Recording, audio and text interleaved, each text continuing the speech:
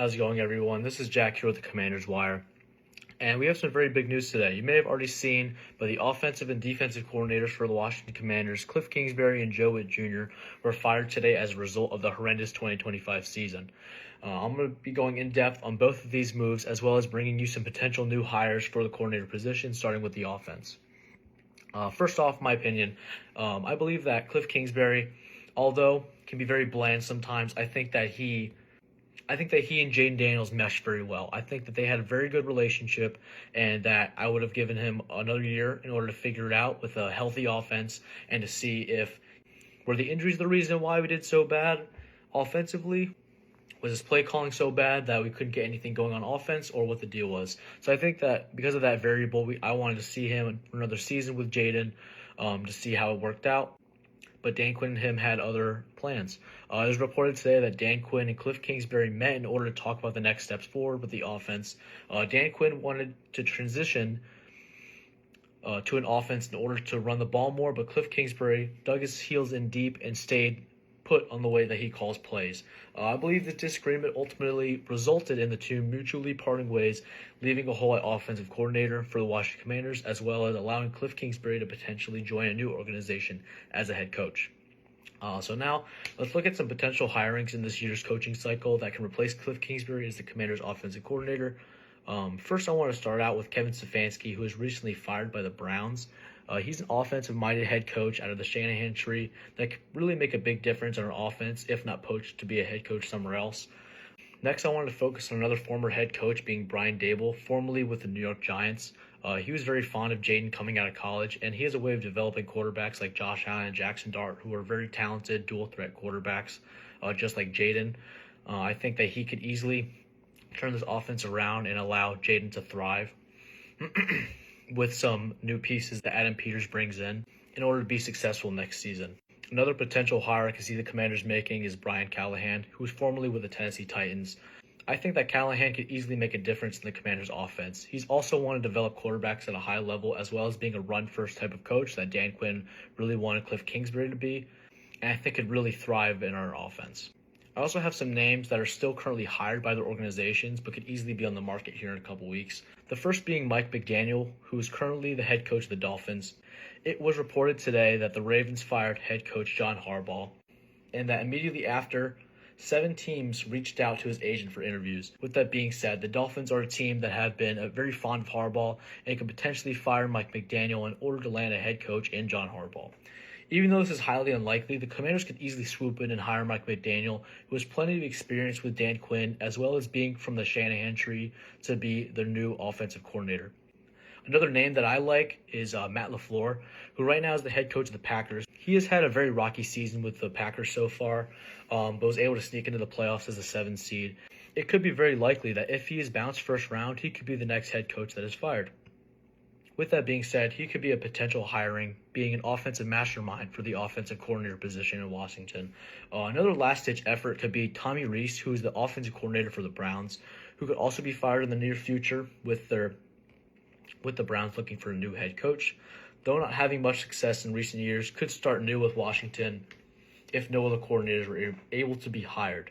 There are also some smaller names from various teams that could be hired, some being Brant Udinsky, who is the Jags offensive coordinator, Clay Kubiak, who's the 49ers offensive coordinator, Brian Grease, who is the 49ers quarterback coach, Chris Foster, who is the 49ers run game coordinator, Frank Smith, who is the Dolphins offensive coordinator, Darrell Bevell, who's the Dolphins quarterback coach, Michael LaFleur, who is the Rams offensive coordinator, Zach Robinson, who is the former Falcons offensive coordinator, and Drew Petzig, who is the former Cardinals offensive coordinator. I believe these guys all have the traits to be productive offensive coordinators in Washington. However, we'll just have to see how things shake out and where everyone goes right now. My guess is someone from the Shanahan tree, like Brian Callahan or even Mike McDaniel, if he is fired, would be hired to be the offensive coordinator. Or maybe even Brian Daboll, with his track record of developing high-level quarterbacks. We're going over some potential defensive coordinator replacements for recently fired Whitt Jr. Obviously, the defense this year was absolutely horrible. We had injuries all over the field, players forgetting how to play football, and a defensive coordinator that, though was good friends with Dan Quinn, could not find his fit here in Washington. I'm going to go over a couple potential defensive coordinator hires that Dan Quinn and Adam Peters can hire within the next week. I believe that these guys easily can make a huge difference on the defensive side of the ball for Washington. And with them in the building, we can go back to the NFC Championship like we did in the great 2024 season. Start out here, Raheem Morris. Obviously, this is a big guy on our list. He was recently fired by the Atlanta Falcons. He was formerly their head coach. I believe that Raheem Morris could fit very well with the Washington Commanders.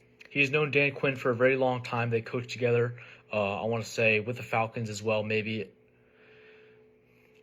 while Dan Quinn was with Seattle.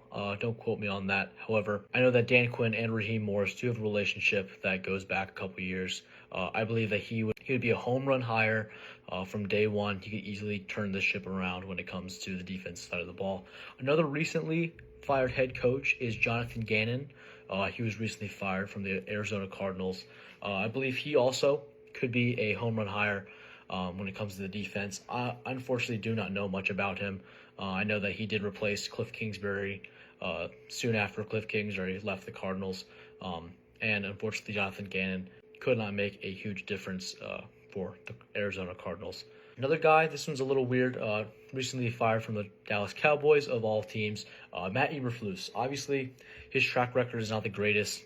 Being with the Chicago Bears when Caleb Williams was first drafted in 2024, had an awful season, was fired immediately after. He was picked up by the Cowboys to be their defensive coordinator. Unfortunately, the Cowboys did have one of the worst defenses in football. I think they led the league in points per game, which is very surprising, even with how bad the Commanders' defense was. I think this doesn't all go on Matt Eberflus. I don't think Jerry Jones is all there in the head when it comes to making decisions. I think that his ego is very high and gets in the way with some decisions that he has to make when it comes to the Dallas Cowboys. However, I'm not complaining. They are an in-division rival, and if he's going to be stupid, he can go be stupid. That's fine with me.